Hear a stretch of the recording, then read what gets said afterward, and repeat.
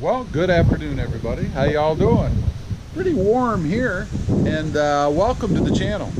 I wanted to go out and do a little looking around in the engine compartment, the engine bay, of the Toyota Tacoma here behind me, because I'm going to do another mod. I'm waiting on some parts to arrive.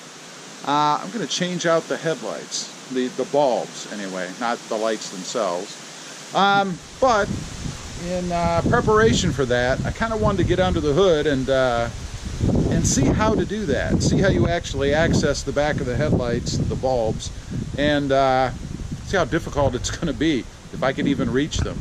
I know I did a video a little while back where I replaced the bulbs here in the license plate lights on each side, right here and over here, and they were surprisingly difficult to access. I actually had to crawl underneath and pull the bulbs out from the back. And I don't know if it's just because the truck is new and everything was rigid. It was certainly warm enough out that the little sockets wouldn't turn very easily anyway, and it was much more difficult than I thought it should be. So we're going to pop the hood, take a look under here, and or under there rather, and see just how difficult it is to access the bulbs in the headlights. So let's do it. Go ahead and pop the hood here.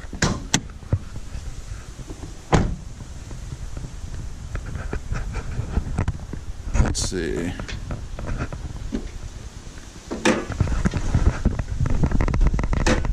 All right.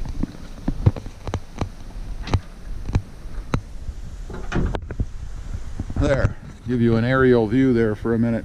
It's kind of a two-hand job without the hood struts on here, which, by the way, another thing that's on the list. Well, let's go ahead and take a look back. What we're going to replace, you can see the bulb right there, hopefully. It's the main headlight bulb, right? I believe that's the main bulb. Let's go ahead and turn the lights on and make sure, because I'm not exactly positive myself. All right, let's see what we've got. Yeah, actually I had the wrong bulb. We're gonna replace the bulb in here, the headlight bulbs.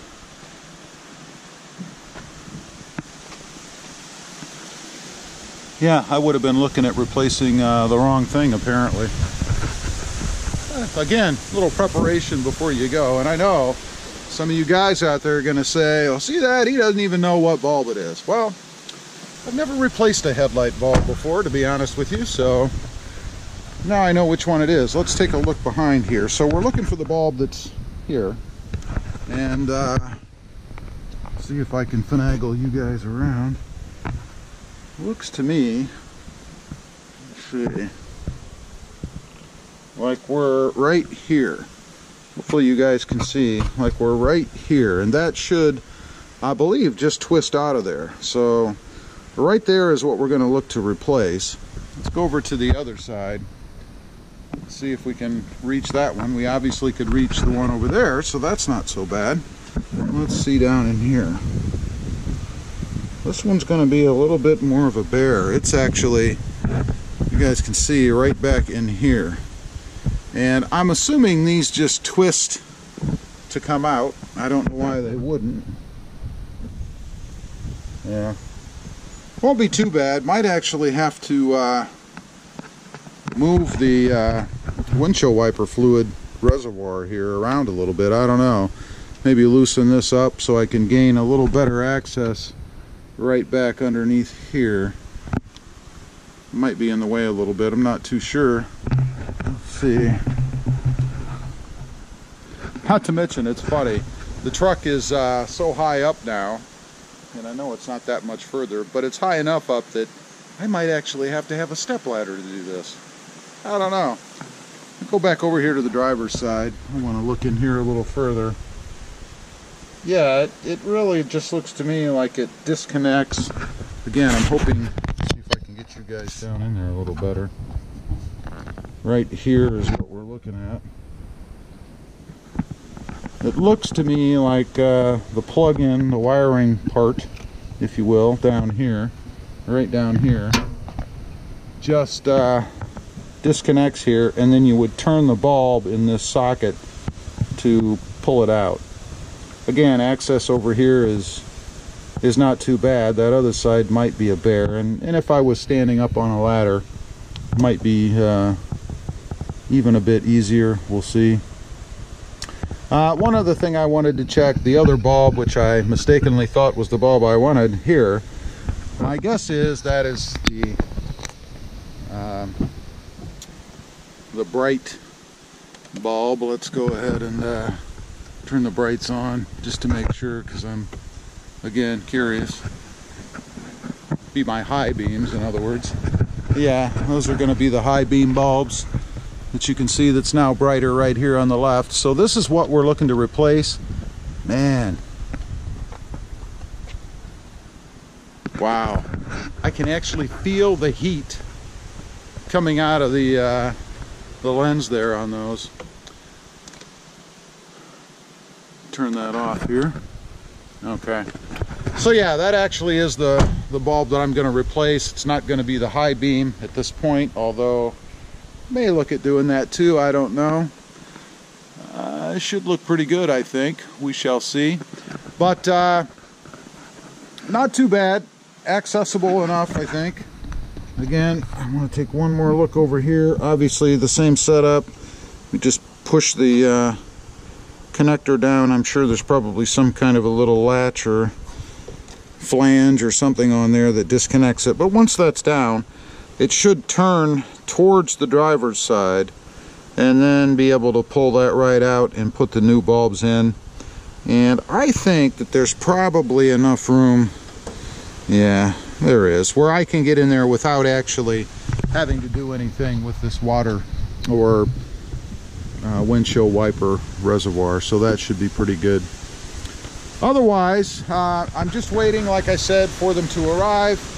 Kind of expected them to be here by now, but they haven't yet. While I'm out here, I want to check one more thing. If you guys remember when I replaced the grill on here, these letters all came separate with adhesive backing that you put on to secure them to the grill themselves. And again, I'm sure they do that because this is the knockoff grill, and that's their way to get around copyright, I would imagine. But wanted to check and make sure that everything is still pretty tight in there. That one's actually a hair loose, but that's not, yeah, that actually is the letter that sits on there. Not too bad. I mean, it moves a little bit, but may have always been that way, I think. The O's good, the Y's good, the O's good. This other T, not too bad at all. And the A moves just a little bit too, but nothing that's going to come off. As far as the rest of the grill, you know, nothing on here is broken or anything like that. I know some folks have said, well, it's cheaper material, it's thinner plastic, blah blah blah. I don't see any evidence of anything on mine. Again, here is where you would put that that plastic cover piece to protect the sensor behind. So far I haven't had any issues, and granted, I'm not living in a a harsh weather environment with a lot of snow or anything, so I don't really expect any problem. But if you did have stuff caking in here like snow, that obviously would cake in here behind the opening, this sensor wouldn't function anymore. I can tell you that from the one that I had on the Tundra. It would get just glazed with ice or snow and it wouldn't work. So I can only imagine that anything blocking this sensor right here would cause it to fail as well. No issues with mine, still doing well. As you guys can see, it's really relatively clean. There's certainly nothing blocking it. Obviously, if there were, it wouldn't function either. But I still do have that piece. I did go ahead and buy it when I had bought the grill, because I was actually thinking I would put it on, except I really just didn't care for the appearance of it.